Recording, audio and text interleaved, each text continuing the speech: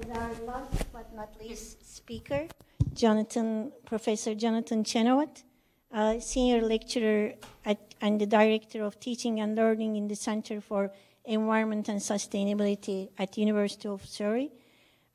Jonathan's research interests are in the environmental science and policy interface, with a particular interest in water resources management, sanitation and water service provision, and water energy food nexus.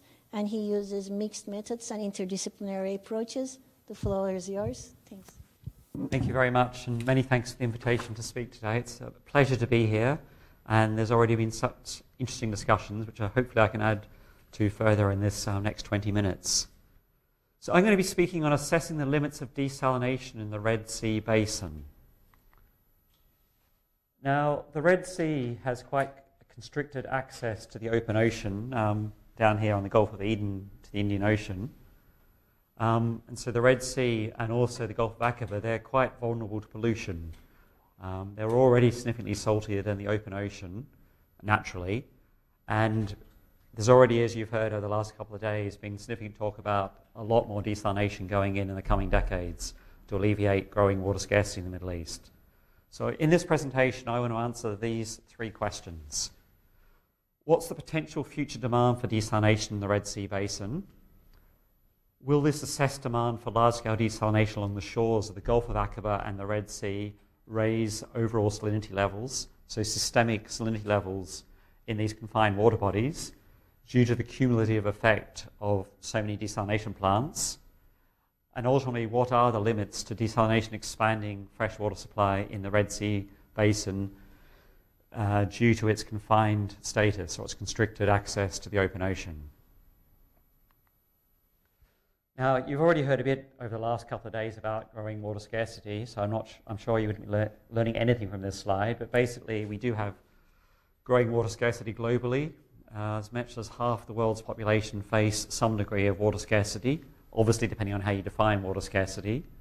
And of course, water scarcity is perhaps the most severe in the Middle East of any region. So quite a few countries in the Middle East are extracting more water or using more fresh water than they have available from natural sources, either by over-extracting groundwater or already through desalination. On top of that, of course, you've got climate change. So climate change is reducing precipitation already across the Middle East. Looking at one study I came across using RCP6, so medium to severe climate change scenario, by mid-century precipitation in Jordan and Israel could decline by nearly 10%. Looking at another study I came across using RCP 8.5, so a relatively severe climate change scenario, by the end of the century, you could have a decline of up to, how does the pointer work? Yeah, up to a third of the precipitation in the region of Jordan, Israel, Lebanon, Syria. And obviously, available water resources will decline even more because you'll have higher evaporation at the same time as declining precipitation. Now, the cost of desalination continues to fall. So back in the 1960s, it cost us something around $10 per cubic meter. This was the time when you first started to get large-scale commercial desalination plants in some of the extremely wealthy Gulf states. By 2020, the cost had fallen as low as 28 US cents per cubic meter. And that was the lowest price I could find for a large plant, which happens to be in Dubai, a relatively recently signed contract. So I think they've now beaten Israel for the lowest cost large-scale plant, but no doubt Israel will come back with an even cheaper plant soon, or lower cost. But generally the trend is towards lower cost desalination over time. As a result, there are now roughly 16,000 desalination plants globally operating in 177 countries. So even a place like the UK has a large desalination plant available to serve London, although it's actually rarely used because there's cheaper sources of water. And roughly 35 billion cubic meters of fresh water are now produced annually through desalination. So desalination is now affordable for domestic water supply for coastal cities, certainly in high-income countries and increasingly in middle-income countries. And it's the only option for expanding water resources in much of the Middle East. Of course, there are environmental impacts of all of this. So firstly, it's energy intensive, or I should say very energy intensive. And if the energy is coming from fossil fuels, and it's obviously very greenhouse gas emission intensive, produces a lot of greenhouse gas emissions. There's also the impacts on local marine environments. So firstly, you've got intakes where the water is taken from the sea for being desalinated, and these intakes can trap marine organisms. You've also got the outfalls that can raise water temperature, and that will obviously have an impact on marine wildlife. You've got the release of chemicals that are used for corrosion prevention and other water treatment processes within the plant released to the environment, and they will have an impact. And finally, you've got raised salinity levels near outfalls. So typically, within tens of meters of an outfall, you'll get quite an elevated salinity level. Looking at various studies, the furthest I could find anyone actually documenting an increase or measurable increase in salinity was about 2 kilometers from a plant. And after that distance, you can't really typically measure an increase compared to background levels because of dispersal. But it does depend, of course, on how the plant was designed and how the outfall was designed. So typically the impacts from desalination plants on marine environments are local, but there have been some researchers who have suggested that the Mediterranean, the Red Sea, and the Persian Gulf are all becoming saltier due to the release of brine from desalination plants. So these are all seas with restricted access to the ocean and growing or quite rapidly growing numbers of desalination plants along their shorelines. So I'm going to look here specifically at the Red Sea, and as a subset of that, the Gulf of Aqaba. There's a few reasons why I chose this. Firstly, much of my research has been in this area here, so it's the area that's of most personal interest to me. I've never done any work on the countries over in this region. But also, of the three water bodies I just talked about, the Red Sea has the most constricted access to the open ocean. So you've got the Strait of Bab el-Mandeb down in the south here, where it's only what's the distance? 30 kilometers at its narrowest width, and at its shallowest point there, it's only 137 meters deep. So it's quite a narrow connection to the open ocean. And this compares, of course, to the overall Red Sea, which is roughly 2,000 kilometers long and 220 kilometers wide. So it's quite a substantial water body, but with a very narrow connection to the open ocean. It's quite deep, so it averages a depth of 1,000 meters, but in its deepest section, it's more than 2,500 meters deep. So very, very deep. Now, the Gulf of Aqaba up here, it's like a mini Red Sea. So it's also very deep, an average depth of about 800 meters, but its maximum depth nearly 2,000 meters. 175 kilometers long, 20 kilometers wide, and it has an even more tenuous connection with the Red Sea here at the Strait of Tiran.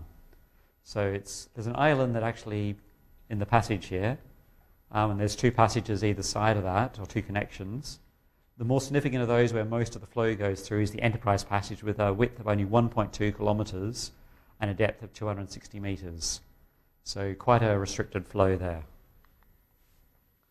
Now the Red Sea exhibits an anti-estuarine exchange with the Indian Ocean. So whereas with most estuaries you have fresher water coming down a river that mixes with the salty water coming in from the sea, here you've kind of got the reverse effect, where you've got more saline water in the Red Sea mixing with less saline water in the Indian Ocean, so an anti-estuarine effect.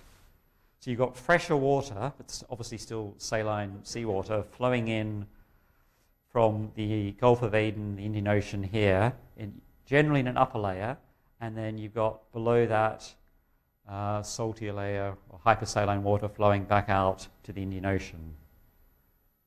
You do have a 3-layer exchange at certain times of the year because of wind patterns, but typically for the most of the year it's a 2-layer exchange. You've got a similar pattern up here with the Gulf of Aqaba. So you've got a fresher water layer coming in from the Red Sea and a hypersaline layer flowing at depth back out to the Red Sea. Now there's no significant rivers or runoff entering the Red Sea or Gulf of Aqaba, and you've got an excess of evaporation over precipitation of just over 2 meters per year. And that's the reason why the Red Sea and the Gulf of Aqaba are significantly more salty than the open ocean. If you look at potential growth for freshwater demands around the Red Sea, I think most of you will have some familiarity with Jordan. So it's quite an arid country. 93% of the country receives less than 200 millimetres a year. Groundwater provides the majority of the water supply, but 6 of Jordan's 12 groundwater basins are currently over-extracted. And in the face of growing water demands and potentially less precipitation, the situation is likely to get worse. Now, Jordan's only options for increasing its fresh water supply are either the purchase of water from its neighbours or desalination of seawater from the Gulf of Aqaba down here. Now, buying water from Israel, as some of David's work has shown very clearly, is by far the cheapest option, but there are political issues with becoming so dependent on your neighbour for such a critical resource. So Jordan has looked at other options, and as part of that, they've planned the Aqaba Oman Water Desalination and Conveyance National Project, which, if it is fully built, will have a capacity of about 350 million cubic metres of water per year. So they're planning quite large desalination down on the Gulf of Aqaba, which they'll then have to pipe or pump over the mountains here up to their population centre here. So far from optimum as a way of supplying their water needs, but it does give them potential independence and not having to depend on their neighbours. Saudi Arabia, obviously a very significant water user. It's very, very arid. Precipitation ranges from 250 mil down in the mountains here to just 20 mil up near Tabuk, up here in the north. They already have quite large desalination, so 1,800 or 1.8 billion cubic metres of water already desalinated, and just under half of that occurs on the Red Sea coastline. They've also got plans for lots of future development because they've got a rapidly growing population and economy. And one of their more interesting plans, or creative plans I might describe it, is the plans to build a new city called Neom, so up here in the north in the most arid part of the country. If the plans get fully implemented, it will be a city of 9 million people within 20 years.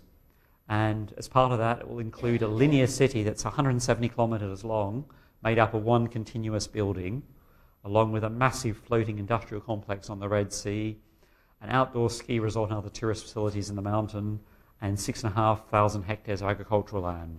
So you can imagine the water demands of this, if it goes ahead, will be huge. Of course, it may not happen, but there will be other, they've got a growing population, they're going to be building new towns, new cities, or expanding their existing towns, and they're going to need more water. Now, in contrast, you've got Yemen down in the south, and they have an estimated annual renewable water resource of roughly 2.1 billion cubic metres, but they're currently withdrawing each year roughly 3.5 billion cubic metres. So they're withdrawing far more water than they have available, and that's basically depleting their groundwater or depleting their aquifers. So under the capital, Sana'a, the water table was at a depth of about 20 metres as recently as the 1950s, and it's now down to a depth of about 2 kilometres, or as much as 2 kilometres. So rapidly depleting their water. It's also got very low levels of economic development in the country and a civil war, so a real challenge moving forward to meet their water needs. I mean, on the basic measures of basic access to water for SDG 6, they perform by far the worst of anywhere in the Middle East. So real challenges there. So in this study, I've used scenario analysis to try and estimate possible demand for desalination desalination production by 2050. So the idea was to do scenario analysis to estimate the cumulative impact of desalination at a maximum desalination production level, which you could reasonably foresee by 2050. So I tried to come up with a worst case scenario, essentially. This is definitely not predicting what will happen, but trying to come up with a worst case scenario to see what could happen. I also came up with a medium demand scenario, which was trying to be a little bit more realistic. So rather than work out the maximum possible desalination, come up with a more reasonable estimate. So the scenarios are based upon these assumptions. Firstly, that desalination costs continue to fall, and with economic development, real water costs decline substantially from where they are today. Urban areas in these countries, or basically urban areas in arid areas with access to coastline, will primarily come from desalination. As a result, there'll be a substantial increase in per capita water consumption, or should I say use rather than consumption, but getting back to what was said earlier today.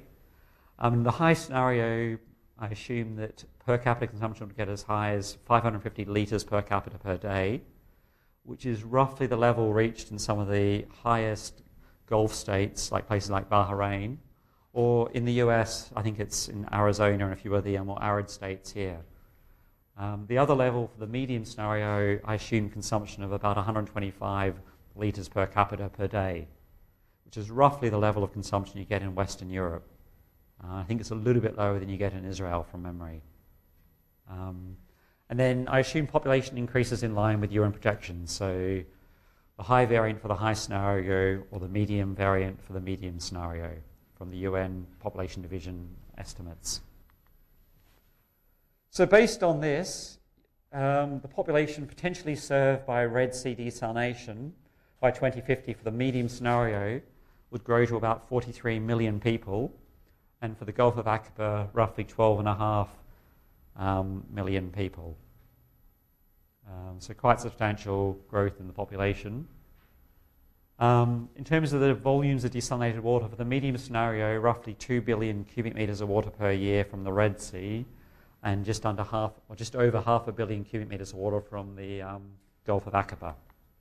For the high demand scenario, population of just over 47 million depending on the Red Sea, and 13.5 million from the Gulf of Aqaba, and nearly 10 billion cubic meters of water from the Red Sea, and just over 2.5 billion from the Gulf of Aqaba.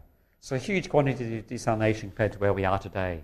But as I said, I was trying to come up with, or trying to assess the worst case scenario in terms of the volume of desalination and its potential impact on salinity levels in these water bodies. So here's a schematic diagram that illustrates salinity and how it changes in these water bodies. So you've got the Indian Ocean here, the salinity in the Indian Ocean and the Gulf of Aden, around 38.6 parts per thousand. The water flows in typically in the upper layer here into the Red Sea. As it flows north, you've got significant evaporation, so the salinity increases. By the time you reach the northern end of the Red Sea, the salinity is around 40.1 parts per thousand. And that's the level of the water, the salinity of the water as it flows into the Gulf of Aqaba. As it flows north in the Gulf of Aqaba, it continues to increase, again due to evaporation. It reaches the head of the Gulf here, and then sinks both as the density increases because of the rising salinity, but also temperature falling, and then flows as an undercurrent back through the Red Sea and ultimately out to the Indian Ocean. So that's the rough water flows. The Gulf of Suez I haven't considered separately, unlike the Gulf of Aqaba, because it's not disconnected hydrologically from the rest of the Red Sea. There's a good flow or good exchange of water. There's no shallow, narrow straits like you get with the Gulf of Aqaba. So here's a table showing the salinity balance under current conditions. So basically salinity in the Red Sea and the Gulf of Aqaba is determined by the evaporation rates, the inflows from the Indian Ocean, or in the case of the Gulf of Aqaba from the Red Sea, and then the outflows back ultimately to the Indian Ocean. As I said, there's no significant river inflows, and there's not a lot of precipitation over these water bodies. So for the Red Sea, when the water enters, it's at 30.8 parts per thousand. By the time it exits to the Gulf of Aqaba, it's at 40.1. So the change due to evaporation is roughly 3.3 parts per thousand. In the Gulf of Aqaba, as I said, it enters at 40.1, and it rises by another half a part per thousand. Now, for the medium demand conditions, the medium scenario, basically the change due to salinity and desalination would be undetectable compared to natural conditions. So although it would be a massive increase compared to current conditions and the volume of desalination, once you actually calculate the amount of additional salt that would be coming into the Red Sea or Gulf of Aqaba due to the desalination, it's little more than a rounding error compared to what happens due to the actual natural evaporation across the surface area of these water bodies. So you get a 0.005% change in salinity in the Red Sea, and a 0.2% change in the Gulf of Aqaba. So as I say, once you actually correct or go back to your number of significant figures, there's no change at all. So relatively positive in that sense. The high demand conditions, it's roughly the same for the Red Sea. The change in salinity due to desalination would be roughly 0.09%. So again, insignificant, a little more than a rounding error. For the Gulf of Aqaba, though, there would be probably a small and, quite small but measurable increase in salinity due to the desalination. So roughly a 0.5% increase in salinity, or 0.2 parts per thousand increase. So, as I said, when the water enters the Gulf of Aqaba, it's at 40.1. Currently, it exits at around 40.6. So there's an increase of 0.5 parts per thousand. With the addition in this high demand scenario for desalination, it would increase by 0.7 in total, so an extra 0.2. I should add, however, though, that this is roughly within the bounds of natural variability. So although I've given these figures as all very neat averages, there's quite a lot of variation year to year and obviously seasonally. So it would be a measurable increase, but it would still be at the upper end of what you see today with natural variability. So in conclusion then, the maximum quantity of desalination foreseen here is so small relative to the volume of the Red Sea and its exchange of water with the Indian Ocean that basically you'd expect it to be undetectable. It's within very much normal seasonal and interannual variations in salinity that you see in these water bodies. For the Gulf of Aqaba, the relative quantity is more significant, and in the case of the high variance scenario, it would probably produce a small but detectable rise in the average salinity of the Gulf's waters, the Gulf of Aqaba's waters. And basically, as I said, it would be at the upper end of the current interannual variability that is seen. Now, in conclusion, water consumption is likely to grow far more slowly than I envisaged in either scenario in this. As I said, I was trying to assess the maximum foreseeable levels of desalination we can get by mid-century. It's highly unlikely that water consumption levels across the whole region, and when I was doing the calculations, I included Eritrea, Sudan, the coastal areas of Egypt, I should say the coastal areas of Sudan, the coastal areas of Eritrea and Egypt, it's highly unlikely they're going to have a level of water consumption that you only see in the most wealthy arid countries or states in the world by mid-century. Even reaching levels of consumption you see in Western Europe would still be optimistic. So that's the medium demand scenario.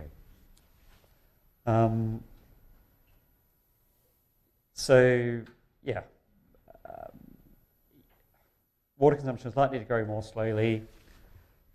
The assessed impact here, though, does assume that the ocean circulation patterns in both water bodies remain largely unchanged. And currently these are driven by the water temperature and density. So this does have some impacts on how the outfalls and how of the plants are operated and how the plants are operated. So the outfalls would need to dispose of the brine to the deeper, more saline layer of the Red Sea or Gulf of Aqaba, and critically at the similar temperature to the water in this layer. If they were discharging large quantities of water at a raised temperature, it could impact on the circulation patterns, and that would then potentially change the salinity impacts on these water bodies. The other factor, of course, is that salinity isn't the only impact, or increase in salinity isn't the only impact from the desalination plants. So you'd still need to have the plants operated to very high environmental standards if you're having such huge quantities of desalination. The various other chemicals, or the various chemicals that are used to prevent corrosion, water treatment, and so on, if they were released into these water bodies, they would have a catastrophic effect on the marine wildlife. So it's not saying you can just build lots of plants and there's no impact.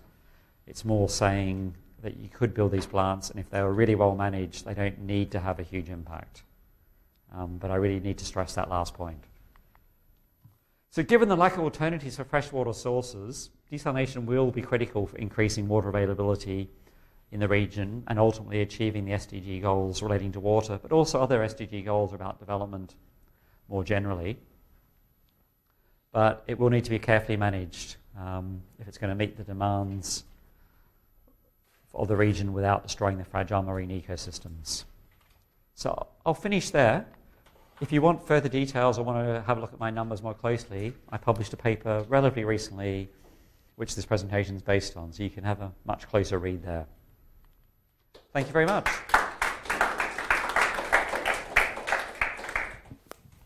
Thank you very much. We'll take questions now for a little bit and then closing remarks. Thank you very much. And I know how rigorous your work is, so I totally trust you that you gave us very trustable results and calculations. But why stop at 2050? You're reassuring me that by 2050, it should still be viable. I'll probably be dead by 2050, so it's nice for me. But the young people, I don't know if they're, yeah, students are still in the room. They will be middle-aged then, and they will, what will it be, what will it look like in 2100, 2150? 30 to 40 years ago, when I was an undergraduate, we had water conferences, international water conferences, telling us, of course, we could let pumping happen all over the groundwater aquifers because there was so much water underground, we'll never manage to destroy them. And now we see that we've been overpumping most aquifers, most groundwater reserves in the world, and we've severely damaged the environment. So the question is, even if we're doing it at a rate at which in 2050 we'll still be fine, how long will we be fine? Aren't we going straight towards the cliff, even though we're going slowly towards the cliff? Excellent question.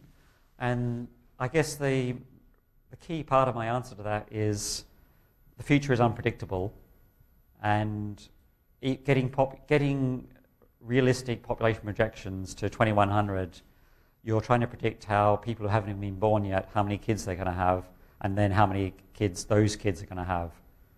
So the further into the future you go, the greater the speculation. So already I made some heroic assumptions for these scenarios. As I said, I tried to come up with the maximum possible demand you could feasibly foresee by mid-century, and I seriously don't expect it to be reached, that the desalination will be anything close to the level I analysed in the scenario here. But trying to take that another further 50 years further forward, I'd literally be just making up numbers, and I don't think that's particularly helpful. So that's the main reason I didn't go further ahead. Not because I don't think it's useful, but I don't think you can do it realistically. But aren't you already showing us that we are going straight to the cliff? I don't think so. As I said, for the Red Sea, even with the most heroic assumptions of how fast desalination could grow, you're still within, once you correct for significant figures, there's no change at all. For the Gulf of Aqaba, you're just reaching the limit where it might start to have a more measurable significant impact. But in all probability, the amount of growth in desalination around the Gulf of Aqaba will be significantly less than in either the median or the high scenario that I assessed here. So that would suggest we can go well beyond 2050 and things will probably be okay. But as I said, the further you go into the future, the more unpredictable and just difficult it is to come up with a credible analysis. You can't give us a quantitative prediction, but you demonstrated, to me, convincingly, that we're going along an unsustainable path.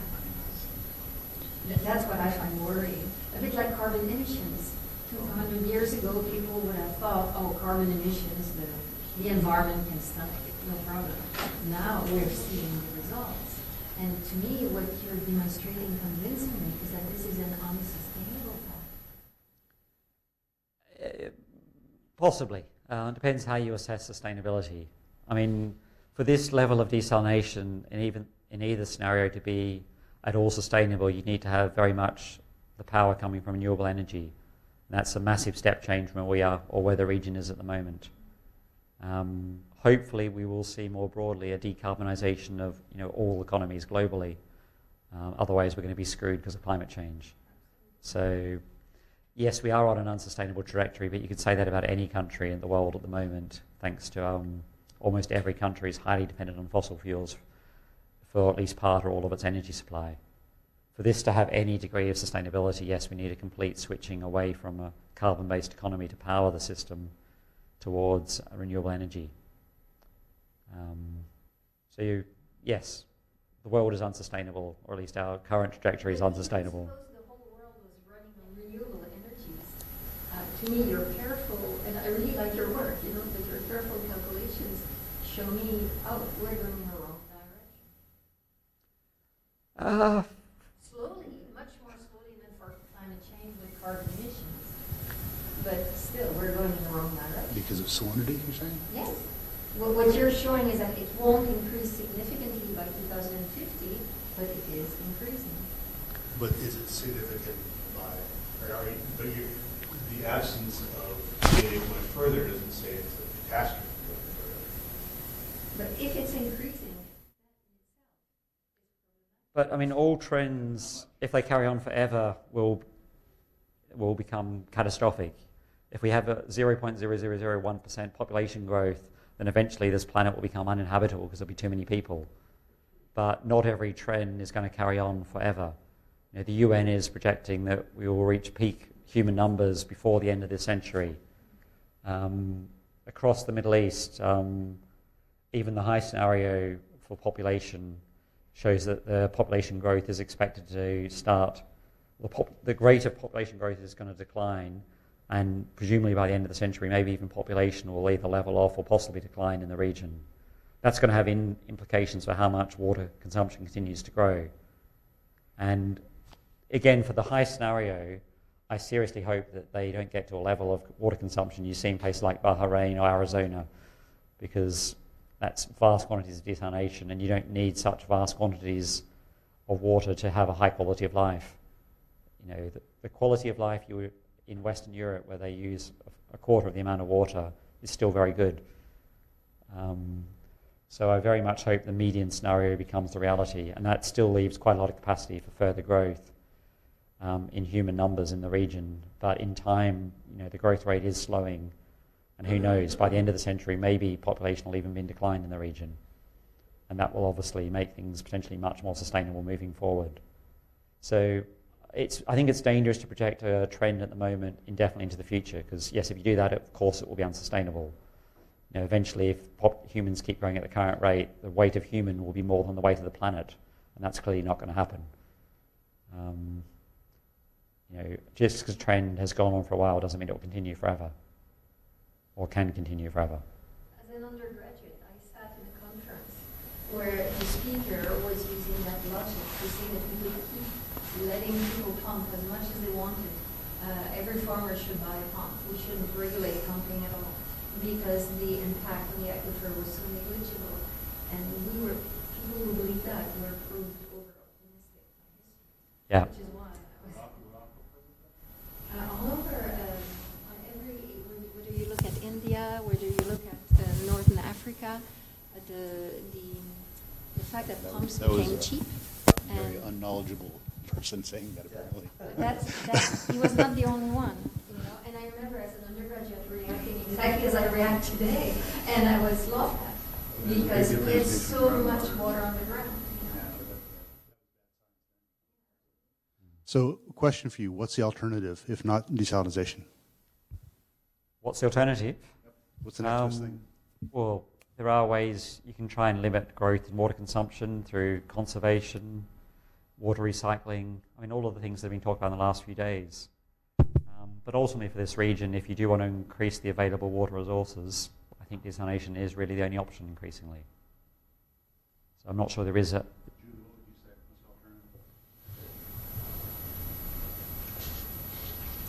I think sobriety. In French we say sobriety. We can think of why we use water, and do we need to use water for that purpose. That's not for agriculture. Yeah. As I said, the figures... This is for need, not for need. Well, there's need and there's need. The reason why I did the median scenario and the high scenario, you definitely do not need 550 litres of water per person per day. You can use urine diversion toilets. I know it doesn't sound really sexy, but you can use urine diversion toilets instead of flush toilets. I mean, because I think your figures were based on the idea of this new city getting flush toilets. as I said, I based the figures on the high scenario on 550 litres a day, which was far more than is likely to be the case by mid-century. And the median scenario was on a level of water consumption similar to what you get in Western Europe, about 125 litres per person per day. But you can obviously use less water than that and still have a very high quality of life through relatively practical and low-cost conservation methods. So you can control water use and you could have less water consumption than I envisaged here. But I could have come up with a low scenario, but that wasn't the point of the study. It was trying to assess the maximum likely demand, the most pessimistic from an environmental point of view. We have time for one more question. One of the constraints is that we have to vacate this room by 1:30. Yeah, I'll try and keep it quick. Thank you again for your talk. I'm sort of curious on a topic you talked about earlier in the presentation about, like, for example, like Jordan, like, would not be like incentivized to collaborate with Israel, like, for political reasons. But I'm wondering if, like, ignore political reasons for a second. Like, would there be any sort of advantages from, say, like Jordan collaborating with a country like outside the Gulf of Aqaba, like Saudi Arabia? Like, would there be some sort of advantage from like the increased like size of the Red Sea and like then transporting the water to Jordan? Is there any sort of like viability in that scenario, or is that like economically or like physically like not possible? I mean, in the case of Jordan, the best option to increase its water supply from a purely economic point of view, and I guess an environmental point of view in terms of the lower energy requirements, is to desalinate water on the Israeli coastline and pump it over to Jordan. That's by far a better option, partly because the Mediterranean is less salty to start with, and the geography, it's a shorter distance and there's less mountains in the way. Jordan, I guess, could build plants on the Red Sea coastline and then pipe it along adjacent to the Gulf of Aqaba into its territory. But you're talking quite a long distance to pump, and then you've still got the mountains of Jordan to get over to get to the population centre of Amman, where the water's actually needed. So I don't think that'd be a particularly viable scenario economically. Again, the best scenario would be to cooperate with Israel. Question is whether Jordan wants to be quite so dependent on one of its neighbours, or whether they want to be more independent. In reality, they'll probably have a mixture of some imports from Israel and some development of their own territory, so they can sort of hedge their bets, so to speak. And just a quick follow-up, like, would Yemen and Saudi Arabia like have more potential collaboration, like distance-wise? I know there's mountains there as well. I mean, the Yemen, in a sense, is a little bit like Gaza, and it's completely, well, not screwed. It's in a really difficult situation. It's got civil war. It's got very low levels of economic development. Desalination is going to be incredibly costly there compared to the incomes of the people. They've also got the problem that Sana'a, the capital city, is a long way inland and high up. So coastal desalination is going to be expensive no matter what. Possibly they could collaborate with Saudi Arabia just so they get access to the technical expertise. Because I'm not sure it'd be very easy to attract investment in such an unstable country. But again, it would be technically difficult to pump it so far. If it was on Saudi territory, then going to the population centres of Yemen. So there's no easy solutions for Yemen, essentially. Best thing they could do would be to end the civil war and start developing economically, but I'm sure they'd love to do that. But yeah, I can't bring that about. So before we part, we finished the cycle of the 3 cycles that we had wanted to cover, and I asked Aysegül if she would be kind enough to make a few short summary comments and remarks before we go. So, Aysegül, thank you.